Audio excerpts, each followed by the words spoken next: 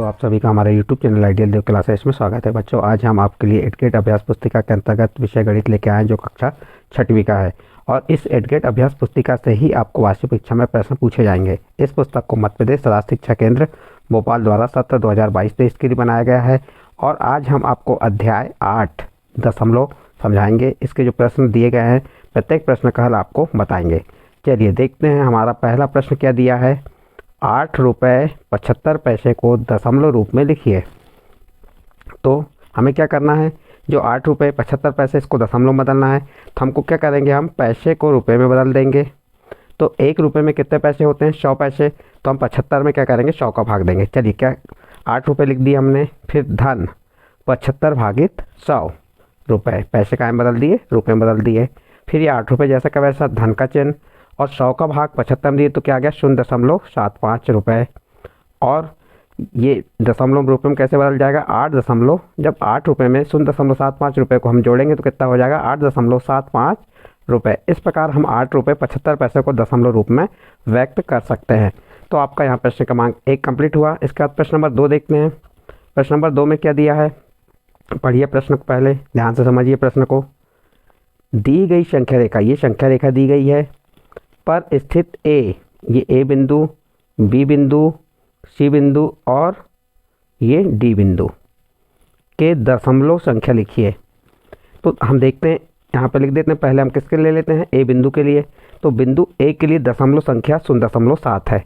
तो इसे हम शून्य के धनात्मक संख्या है, शून्य के किधर चलेंगे हम, ए बिंदु बाई ओर है और धनात्मक मान है, तो हम शून्य के दाई ओर से गिनना चालू करेंगे।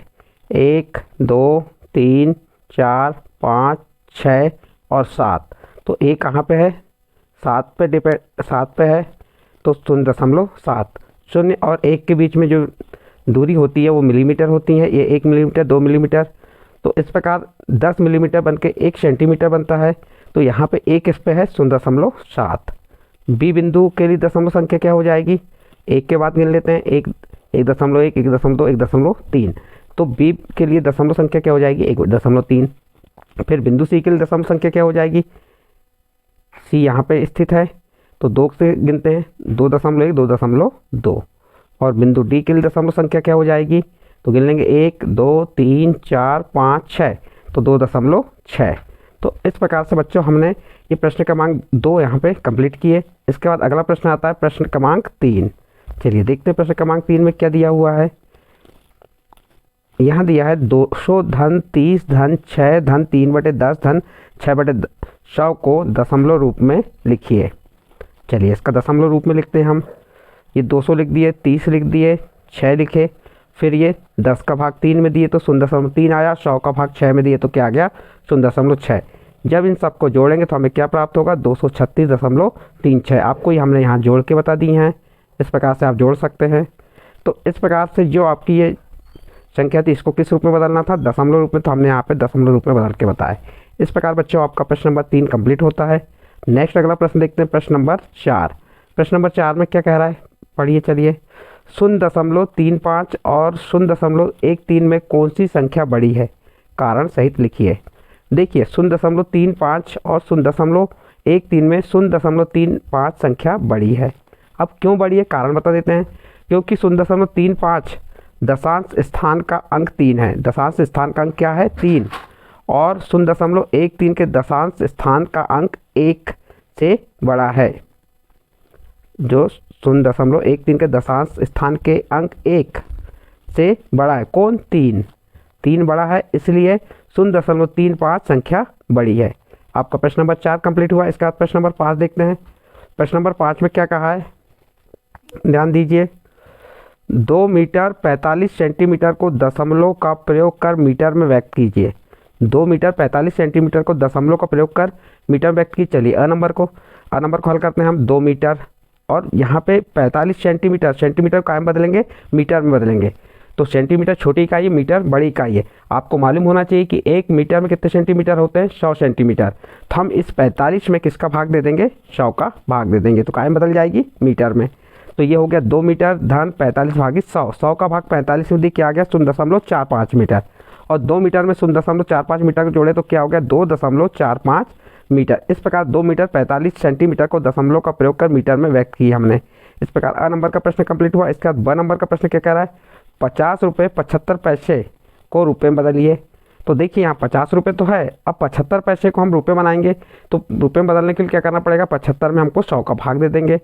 तो क्या हो जाएगा, ये 75 में 100 का भाग दिए तो क्या आ गया 0.75 और 50 में 0.75 को जोड़े तो कितना हो गया 50.75 रुपये। इस प्रकार 50 रुपये 75 पैसे को हमने रुपये में बदल के आपको यहाँ पे बता दी। इस प्रकार आपका प्रश्न नंबर 5 यहाँ पे कंप्लीट होता है। नेक्स्ट अगला प्रश्न देखते हैं, प्रश्न नंबर 6। प्रश्न नंबर 6 में क्या कह रहा है, ध्यान दीजिएगा,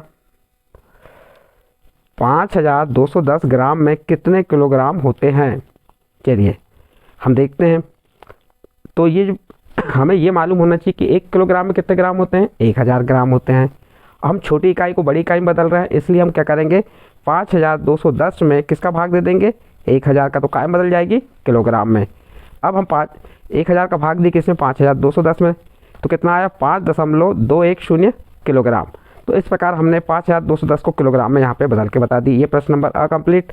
और ब नंबर में क्या कह रहा है, 6 किलोग्राम 580 ग्राम को दशमलव रूप में व्यक्त कीजिए।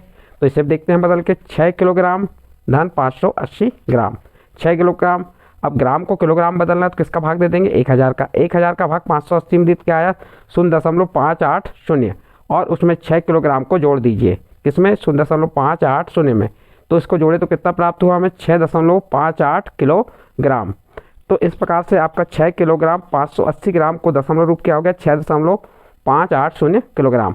आपका ब नंबर का प्रश्न यहाँ पे समाप्त होता है। नेक्स्ट अगला प्रश्न देखते हैं, प्रश्न नंबर 7। प्रश्न नंबर 7 में क्या कहा है, निम्नलिखित को जोड़िए। अब इससे जोड़ते हैं हम दशमलव वाली संख्या, इसे कैसे जोड़ते हैं देखिए। सबसे पहले 127.89 लिख दी हमने, ये लिख दी 127.89 और उसके बाद शून्य लगाएं। तो दशमलव के बाद ये आखिरी वाला शून्य उसका कोई महत्व नहीं होता, लेकिन इसे दर्शाने के लिए हमने यहाँ शून्य लगाए। फिर 10.425, तो देखिए इकाई के नीचे इकाई, दहाई के नीचे दहाई, दशांश के नीचे दशांश, शतांश के नीचे शतांश लिख दिया आपने, शतरांश के नीचे शतरांश। तो ये हो गया 10.425 और फिर 0.750 इसके नीचे लिख दिया। अब इसे जोड़ते हैं, 5 9 2 11, 9 2 11 और 11 में 5 जोड़े 16 की 6 हासिल का 1, 8 और 1 9, 9 में 4 जोड़े कितना हो गया 12, 9 में 4 जोड़े 12, 12 में 7 जोड़े, देखिए यहाँ पे थोड़ा सा ध्यान दीजिएगा, 8 में 1 जोड़े 9, 9 में 4 जोड़े 13, 13 में 7 जोड़े कितना हो गया 20, 20 की शून्य हासिल का 2, 2 में 7 जोड़े कितना हो गया 9, 2 में 1 जोड़े 3 और एक जैसा का वैसा कितना आया इसको जोड़ने पे 139.065। इस प्रकार इसका हल यहाँ पे कंप्लीट होता है। नेक्स्ट अगला प्रश्न देखते हैं, प्रश्न नंबर 8। प्रश्न नंबर 8 में क्या दिया है, ध्यान दीजिएगा, इसमें 6.78 में 2.25 को घटाइए। किसमें से, 6.78 में से 2.25 को घटाएंगे। चलिए देखते हैं घटा के। हमने ये इकाई दशांश और शतांश लिख दिए। तो इकाई का अंक क्या है 6 और इसके इकाई का अंक 2, 6 के नीचे 2, इसका दशांश क्या है 7 और इसका दशांश 2 है, तो 7 के नीचे 2, तो इसको घटा देते हैं हम। अब 8 में से 5 घटाए कितना 3, 7 में से 2 घटाए 5 और 6 में से 2 घटाए 4, तो ये क्या हो गया 6.78 ऋण 2.25 बराबर 4.53। इस प्रकार से आप इसको घटा के हल कर सकते हैं। यह आपका प्रश्न नंबर 8 कंप्लीट होता है। इसके बाद नेक्स्ट अगला प्रश्न देखते हैं, प्रश्न नंबर 9।